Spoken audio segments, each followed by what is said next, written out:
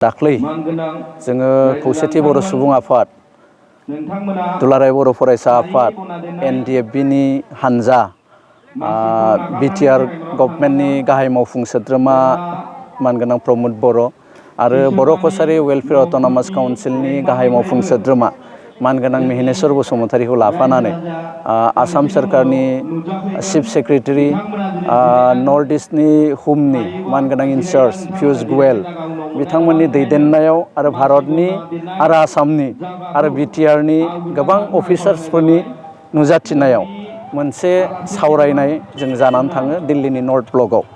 दा बे सावरायनाया गाहायै बिटिआर एकर्डनि जायफोर दफाया मावफुंनांगौ दंबावो बेफोरनि सायाव सावरायनाय जादों।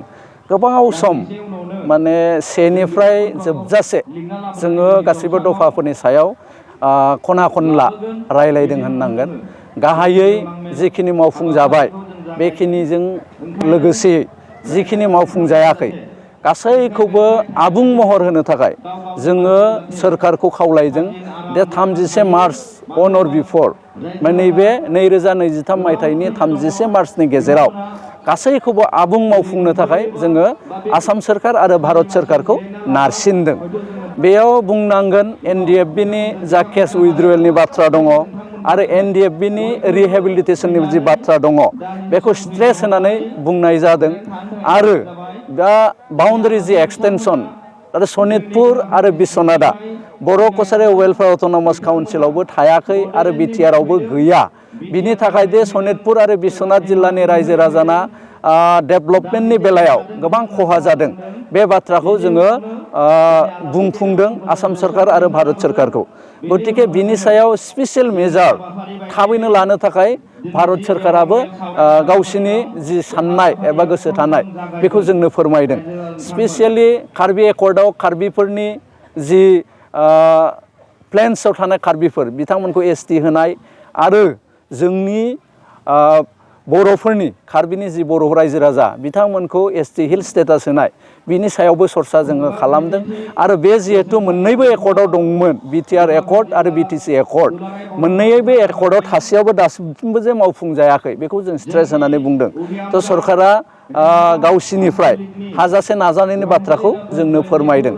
जोङो बिटिआरनि बायजोआव खौसेथि बर' सुबुं आफाद हिसाबै जोङो माखासे बाथ्राखौ बेयाव दैखांदों। बे जाहैबाय जे भारत सोरखारा होनदों जे बर' कछारी वेलफेयार अट'नमास काउन्सिलखौ जों मावफुंबाय। थ' जों होनदों बेयो मावफुंनाया जोबाखै। नोंथांमोनहा जागायना होबाय खिन्थु फिनिसिं लाबोआखै आरो फिनिसिं खालामना होनांगौ होननानै जोङो खौसेथि बर' सुबुं आफादनिफ्राय दाबि दैखांदों। बुंनो थाङोबा गामिनि जि नटिफाइड खालामनाय समस्ति दानाय आरो इलेक्सनसिम लांनाय बे हाबाफारिया बाखि थानायखौ जों आसाम सोरखार आरो भारत सोरखारखौ फोरमायदों। थ' बिथांमोना बिनि सायाव मावफुंनायनि बाथ्राखौनो बुंदों। बिनि अनगायै जोंनिफ्राय जों मोनसे बाथ्राखौ खोब स्ट्रेस होनानै बुंबावदों। जिहेतु 13.5 crore जोंनो बर' कछारी वेलफेयार अट'नमास काउन्सिलनो होदों। बे खोब सामान्य फैसा। बेनिखायनो जों भारत सोरखारखौ होनदों जे एकर्डआव जाबाय 1500 कौटि थाखा 1500 कौटि थाखा मोनसे पेकेज फैदों। जिहेतु बेयाव बिटिआर होननानै लिरनाय थाबाय गतिके बर' कछारी वेलफेयार अट'नमास काउन्सिला बिनिफ्राय मोनबोनायनि लामाया थुंगेनानै थादों एबा गोथेनानै थादों। बिनिखायनो जोङो स्ट्रेस होनानै बुंदों जे 10 लाखनिख्रुइ बांसिन जिहेतु बर' कछारी वेलफेयार अट'नमास काउन्सिलाव दङ बिथांमोननि डेभेलपमेन्टनि सार्थआव आरो बर' कछारी वेलफेयार अट'नमास काउन्सिलखौ आबुं दाफुंजोबनायनि सार्थआव बिनि थाखाय स्पेसियेल मोनसे पेकेज बे पेकेजनिफ्राय जोंनो होनांगौ होननानै जोङो दाबि दैखांदों।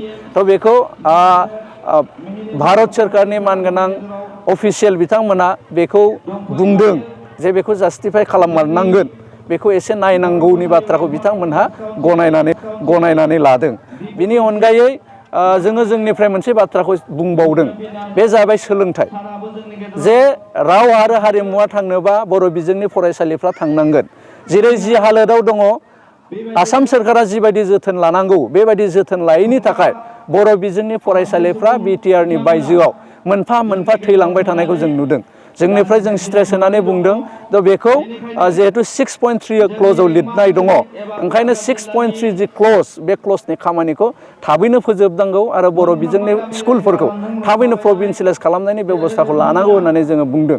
दा बे बाथ्राया थांनाय बार जि जोंनि मनिटरिंनि मोनसे मिटिंमोन मोनसे मेलमोन बेयावबो जों दिखांदों थ' बे बाथ्राखौ पियुष गोयल बिथाङा खोब सिरियासलि लानानै आसाम सोरखारनि चिफ सेक्रेटारि बिथांखौ बुंदों थ' बिनि सायाव थाबैनो खामानि मावनानै बेखौ क्ल'ज खालामनानै होनांसिगौ फोजोबनानै होनांसिगौ मावफुंनानै होनांसिगौ बिनि उनाव फरेस्ट राइट एक्ट जिहेतु फरेस्टनि एक्टनि थाखाय जिबायदि हानि मोन्थाय जोंनि ट्राइबेल माहारिया मोननांगौ थ' बिथांमोना खोब गोसो होनानै मावै थाखाय लासै लासै मावनायनि थाखाय बेखौ मोनफुंनो हायाखै आरो मावफुंनाया जायाखै बेखौ जोंनिफ्राय जोङो दुखु मोननायखौ फोरमायदों थ' भारत हादरा आसाम सोरखारखौ बिनि बेलायाव थाबैनो खामानि मावफुंनायनि थाखाय बिथोन होदों दा आल्टिमेट टटेल नायोबा नों NDFBनि प्रब्लेम ओमफ्राय जोंनि BKWSनि प्रब्लेम BTRनि माखासे प्रब्लेमफोर माखासे मावनां हाबाफोरनि सायाव प्राय 2 घन्टानिबो बारा बेयाव जोङो सावरायलायनाय जादों आरो बिथांमोना होनदों खोब थाबैनो बेखौ टेकआप खालामनानै खम समनि गेजेराव माखौ जों मावनो हाखो बेखौ मावनोसै मावनो हायैफोरखौबो रायलायलायनायनि गेजेरजों खोब खम समनि भितराव